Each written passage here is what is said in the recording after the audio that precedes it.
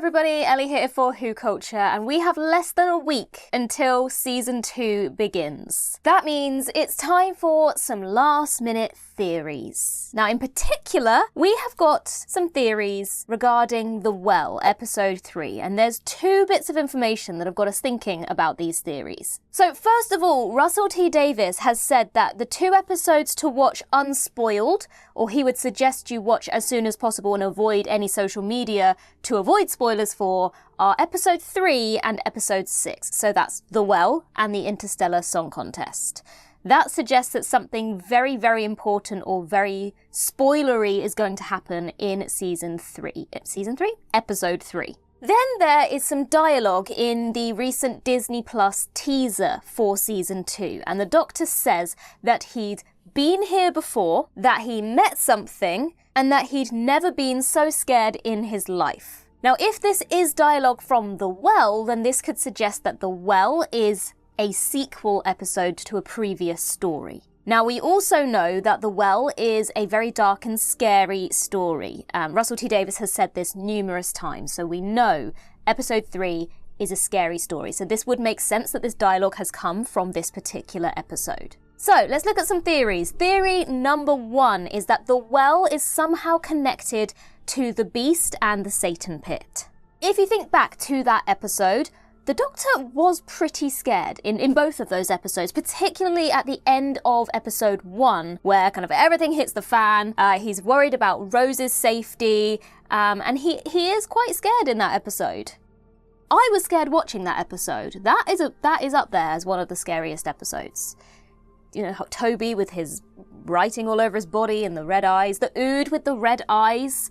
I went to the Who shop over the weekend and they had a figure of the Ood with the red eye, and it was terrifying. It was really scary. Now, in particular, the reason that this is something that's floating through our minds as well is obviously the Beast. Now, we've spoken about the Beast when we were talking about season 1, because obviously this new era of the show is focusing on the pantheon of the gods. The Beast could easily be part of that pantheon of gods. I think the Beast is one of the few examples in before now where you kind of have that blurred line between whether there's a supernatural creature or whether it's an alien. The Beast kind of had left this unanswered question, which was rare for Doctor Who at the time. Usually, supernatural, mythological things had a scientific or alien explanation. But the Beast was one of those rare occasions where it was still ambiguous even at the end. We also have the fact that in one of the first promo videos that Ncuti Gatwa did when he became the Doctor was say that he'd love to face the Beast. Now, in that same video, he also said that he'd like an episode set in Nigeria, and we now know that the story and the engine is set in Nigeria. So perhaps both of Ncuti's wishes have been made a reality. It would make sense. Give the star what they want. If they have enough warning, then they could worm that into a story if they know that's something their actor wants to focus on. So things are pointing towards this being some sort of sequel or connected to the Beast, the Satan Pit.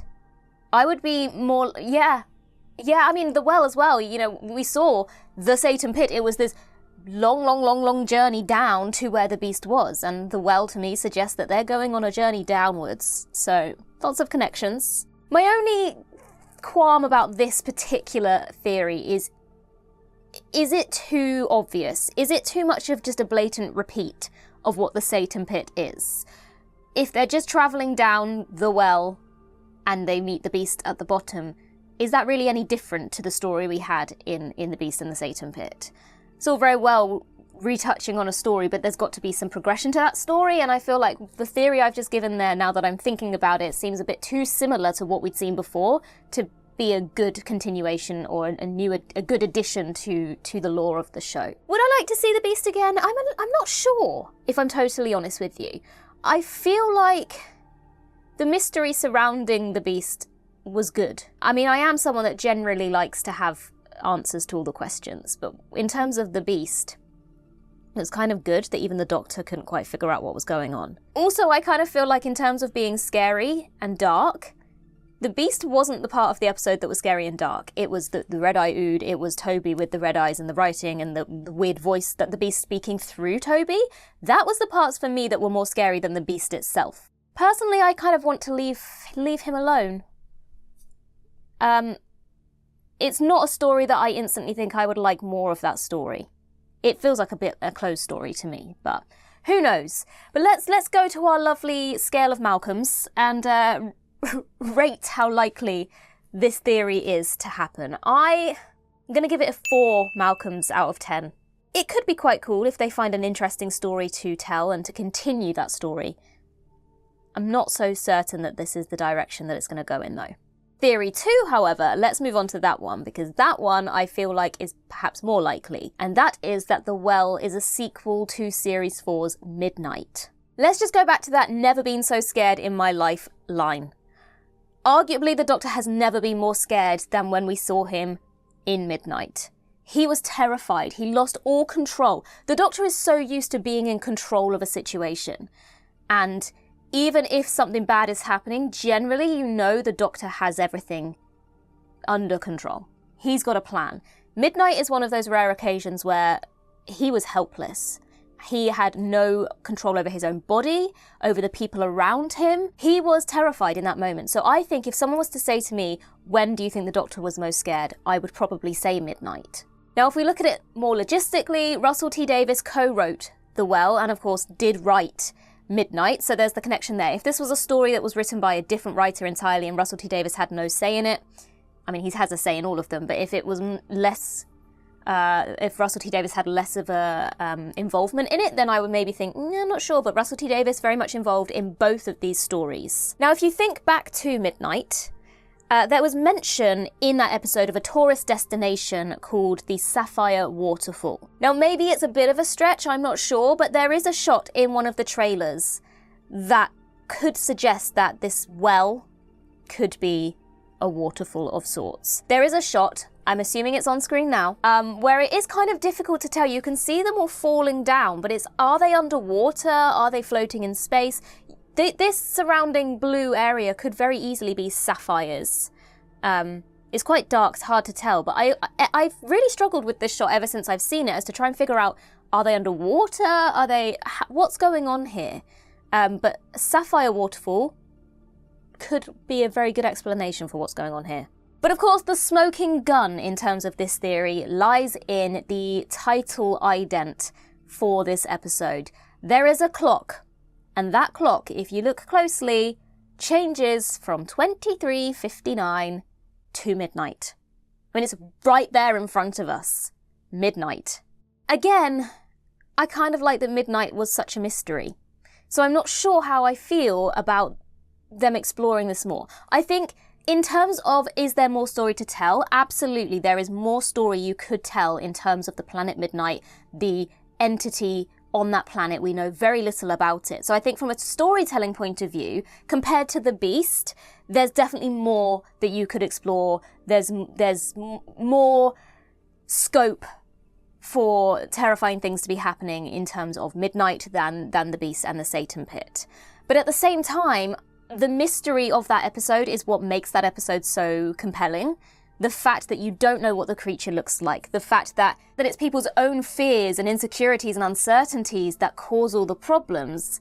I don't know whether exploring that more would harm the intensity and how good Midnight is in retrospect. But at the same time, if they tell a good story and they don't ruin it, and they explore it in a way that still plays on that fear of the unknown, I'm kind of here for it, and I'm excited to see what they might do with it if this is the way they're going. Also, just thought, Midnight is a planet that's covered in radiation, and in the world they're all wearing those kind of full-on spacesuits, because usually they go to a planet and they just breathe in the air and it's all fine, and they don't really think about the fact that they're on an alien planet. Presumably there's just oxygen on all these planets. But Midnight made a point of saying that you cannot go outside the shuttle. You cannot go outside the dome because the planet is full of radiation. That's the whole point. This creature lives on the radiation, but you can't go out there. So if they are on the planet, it makes sense that they're all wearing these spacesuits because the planet is full of radiation. Oh, I'm excited for this episode. Okay, let's rank this theory in terms of Malcolms. I'm going to give it a 7 Malcolms. I was on the fence there as to whether to go 6 or 7, then I was going to do 6.5, but I wasn't sure how easy it was going to be for Danny to split a Malcolm in half on the rankings. If you can do that, 6.5. That's my true answer, 6.5 Malcolms. But if that's really difficult, we'll go with 7. Obviously, there's been a lot of chatter about this particular theory circling the web. I think a lot of people seem to think that this may be the case. As long as they do it well, and as long as they don't hinder the intensity and the mystery of the previous story, I think it could work very well. But my concern at the moment is it going to ruin the mystery? I guess time will tell. We've not got long to find out. I mean, it's episode 3. We've got episode 1 this week, so we've literally got 3 weeks. 3 weeks' time, we'll know. We will know all the answers. Not all the answers, but we'll know the answer to this question at least. I hope we do anyway. I'm very excited for it. Make sure, if you haven't already, that you have hit the subscribe button and the notification bell, because we will have so much content coming in the following 8 weeks in relation to all these new episodes, and you don't want to miss a thing. Let me know in the comments down below your thoughts on these theories. And in the meantime, I've been Ellie for WhoCulture. In the words of Riversong herself, goodbye, sweeties.